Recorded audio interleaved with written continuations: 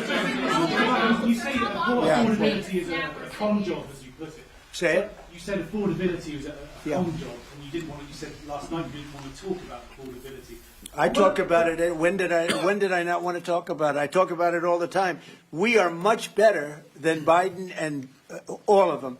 Now, just so you understand, do you remember that the Biden administration had the highest inflation in 48 years, but most people say ever recorded? Do you remember that? Right? Do you remember it? Did they have the highest inflation in 48 years? Did they? Just answer me the question. You know the answer. The answer is yes. They had the worst inflation in 48 years.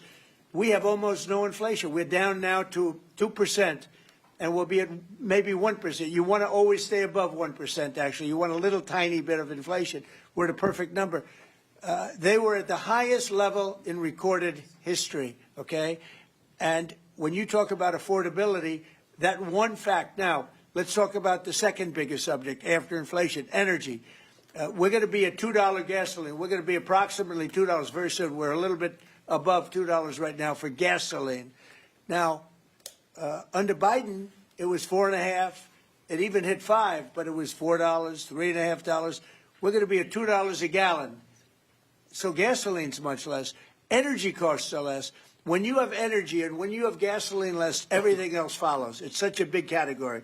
So when you have lower energy prices, which I think you admit we do substantially, that means everything else. So we are the victors on affordability. But if I watched that election, which I was not much involved in, I didn't support Virginia, the candidate, didn't do a lot of support for the other candidates.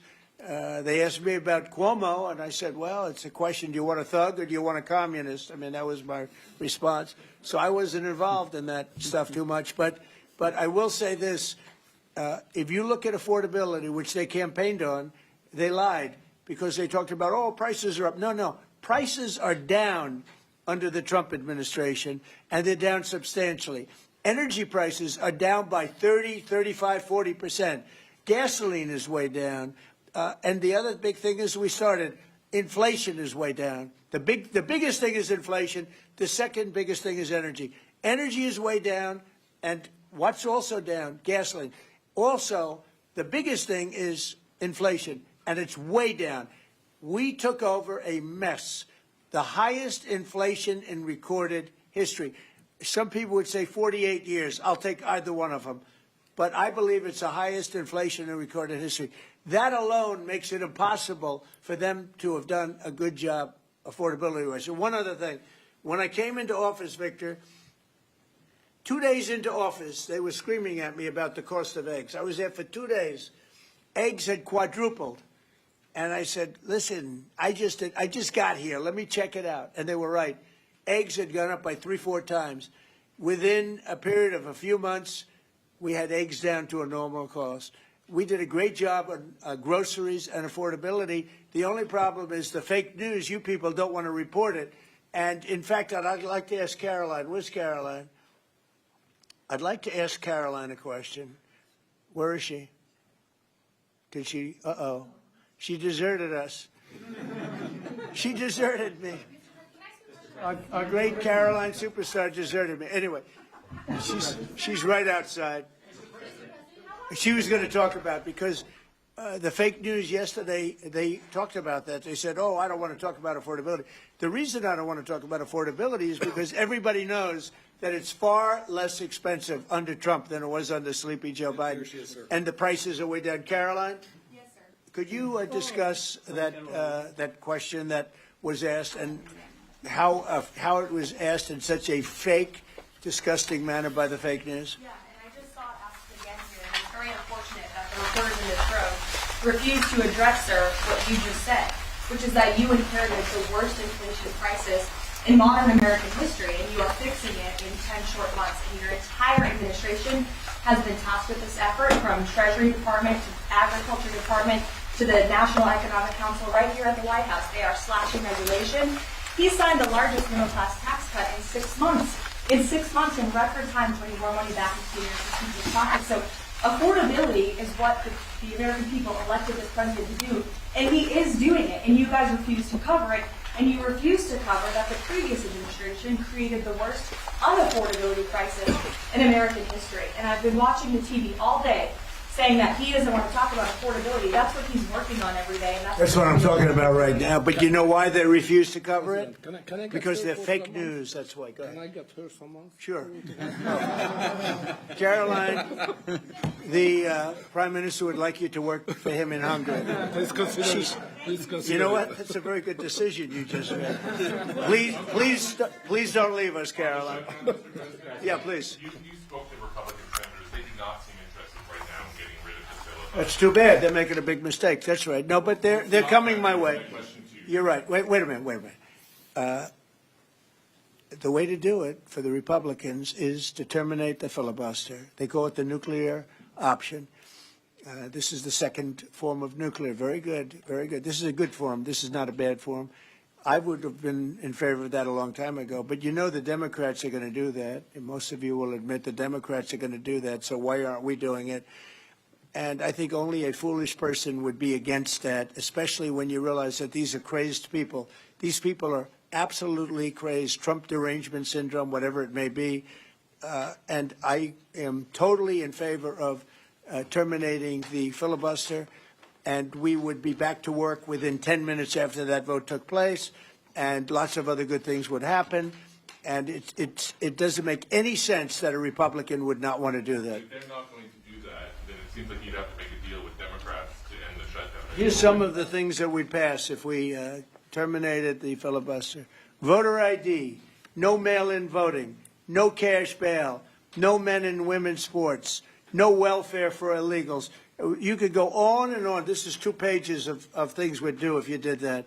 Without it, I don't know that you passed anything because you can't deal with them. They're really irrational. They really are. But I was happy to see that a tremendous liability to this country, a woman that made herself rich in this country, Nancy Pelosi, has quit, and she'll be out of here pretty soon. And that I consider that to be a great asset for America, getting her out. Yeah, please go. Are you really going to deal with Democrats? You're not interested in the deal? I don't know. We'll see what they have. I mean, we'll see.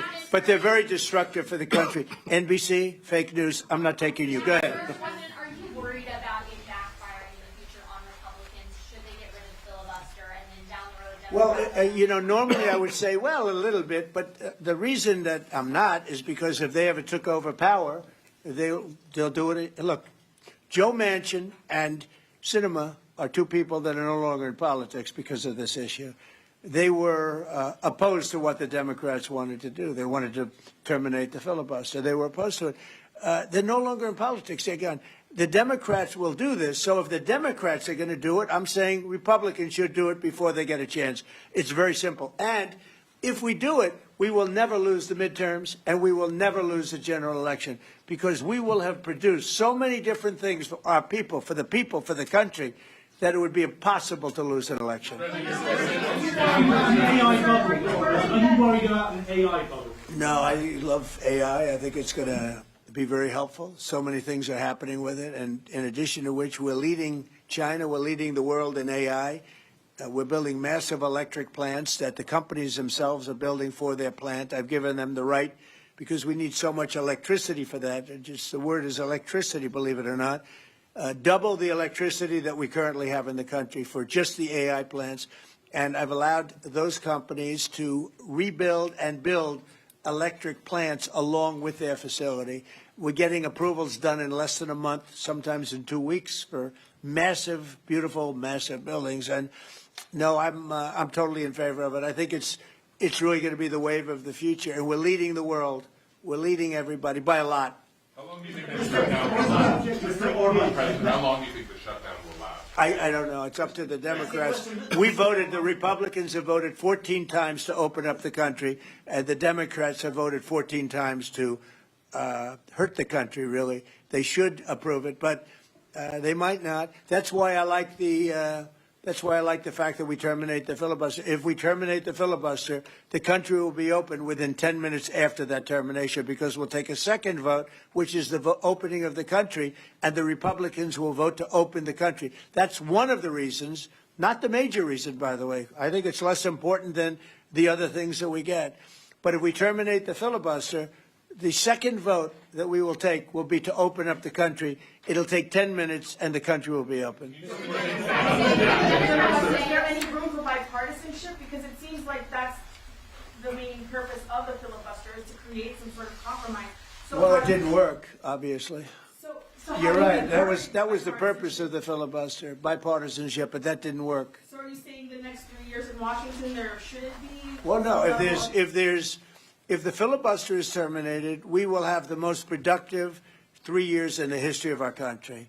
If the filibuster is not terminated, then we will be in a slog with the Democrats, and very little for either party will be done. So it's a good thing. Thank you very much, everybody.